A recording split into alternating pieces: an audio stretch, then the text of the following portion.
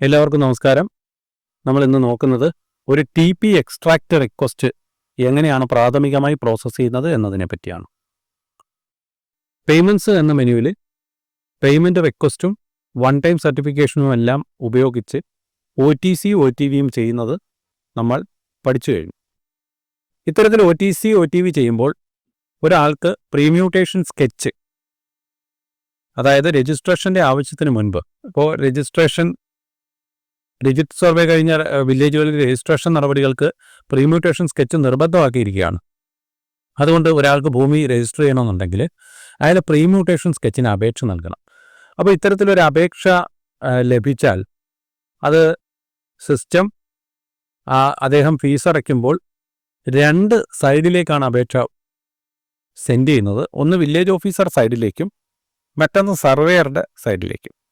സർവേയർക്ക് ലഭിക്കുന്ന അപേക്ഷയിൽ അവർ പ്രീമ്യൂട്ടേഷൻ്റെ സ്കെച്ച് തയ്യാറാക്കുക, വില്ലേജ് ഓഫീസർക്ക് ലഭിക്കുന്ന അപേക്ഷയിൽ TP എക്സ്ട്രാക്റ്റ് ഇഷ്യൂ ചെയ്യുക. അപ്പോൾ അതിനായിട്ട് വില്ലേജ് ഓഫീസറുടെ ലോഗിനിൽ പബ്ലിക് റിക്വസ്റ്റ് എന്ന് പറയുന്ന മെനുവിൽ TP എക്സ്ട്രാക്റ്റ് റിക്വസ്റ്റ് എന്ന ഓപ്ഷനിൽ ക്ലിക്ക് ചെയ്യുക. നമുക്ക് വന്നിരിക്കുന്ന TP എക്സ്ട്രാക്റ്റുകൾ ഇവിടെ കാണാൻ കഴിയുന്നതാണ്. ഇതിൽ ഏറ്റവും ലേറ്റസ്റ്റ് ആയിട്ട് വന്നിരിക്കുന്ന ഒരു റിക്വസ്റ്റ് ഞാൻ എടുത്തിരിക്കുകയാണ്. ഇത് 10 മാസം 21-ാം തീയതി വന്നതാണെന്ന് വിചാരിക്കുക.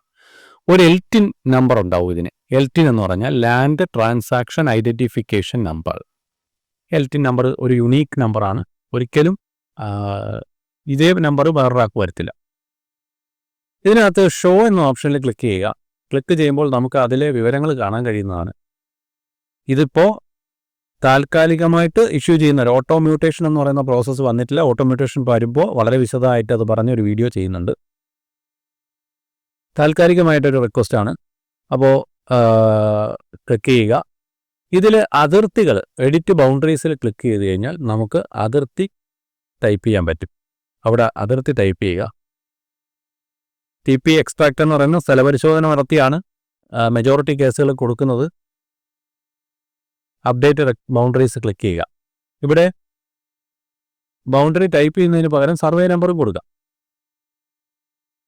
അപ്ഡേറ്റ് ബൗണ്ടറീസ് എന്ന് പറയുന്ന ഓപ്ഷനിൽ ക്ലിക്ക് ചെയ്യുന്നു, ഓക്കെ കൊടുക്കുന്നു. അപ്പോൾ ബൗണ്ടറി ഇവിടെ അപ്ഡേറ്റ് ആയി. നമ്മൾ ടൈപ്പ് ചെയ്ത ബൗണ്ടറി വന്നു. ഞാൻ പെട്ടെന്ന് ടൈപ്പ് ചെയ്തതേ ഉള്ളൂ. ഇങ്ങനെയൊന്നും ആരും ബൗണ്ടറി ടൈപ്പ് ചെയ്ത് വയ്ക്കരുത്. ഫയൽ നോട്ട് ടൈപ്പ് ചെയ്യുക.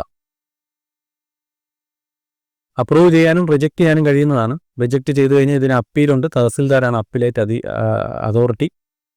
പൊതുജനത്തിന് ഒരു തണ്ടപ്പേര് എക്സ്ട്രാക്റ്റ് റിജക്റ്റ് ചെയ്താൽ അപ്പീൽ തഹസിൽദാർക്ക് കൊടുക്കാനുള്ള റൈറ്റ് ഉണ്ട്. റിമാർക്സ് കോളത്തിൽ എന്താണോ നമ്മൾ അതവിടെ ടൈപ്പ് ചെയ്യുക. റിമാർക്സ് ഒന്നും ഇല്ലെങ്കിൽ നില്ലടിക്കുക, അപ്രൂവ് കൊടുക്കുക. ഇവിടെ റിമാർക്സിൻ്റെ ശ്രദ്ധിക്കേണ്ട ഒരു കാര്യം, കക്ഷിക്ക് ഡോക്യുമെൻറ്റിനേക്കാൾ കൂടുതലാണ് ഏരിയ എങ്കിൽ, ഡിജിറ്റൽ സർവേയിലെങ്കിൽ ആ വിവരം ഇവിടെ ഒന്ന് മെൻഷൻ ചെയ്യുക. ശേഷം അപ്രൂവ് എന്ന് പറയുന്ന ബട്ടണിൽ ക്ലിക്ക് ചെയ്യുക. അപ്രൂവ് എന്ന് പറയുന്ന ബട്ടണിൽ ക്ലിക്ക് ചെയ്യുമ്പോൾ ഒരു ഓക്കെ കൺഫർമേഷൻ 2 മെസ്സേജ് കാണിക്കും. അതിൽ നമുക്ക് TP എക്സ്ട്രാക്റ്റ് ഇതേ രൂപത്തിൽ കിട്ടും. നമ്മൾ എന്ത് റിമാർക്സ് ആണോ ഇവിടെ കൊടുക്കുന്നത് അതിവിടെ എഴുതി വരുന്നതാണ്. അപ്പോൾ ഇത്തരത്തിൽ വളരെ സിമ്പിളായിട്ട് TP റിക്വസ്റ്റ് കൊടുക്കാൻ കഴിയുന്നതാണ്. അപ്പോൾ ഏരിയയൊക്കെ കൂടുതലാണെന്നുണ്ടെങ്കിൽ ആ കാര്യം മെൻഷൻ ചെയ്ത് കൊടുക്കുക. TP എക്സ്ട്രാക്റ്റിനകത്ത് ആ ഏരിയ കൂടുതലായിട്ടുള്ള വിവരങ്ങൾ കാണിക്കുകയും ചെയ്യുന്നതാണ്. അപ്പോൾ മറ്റൊരു വീഡിയോയുമായി കാണാം. നന്ദി.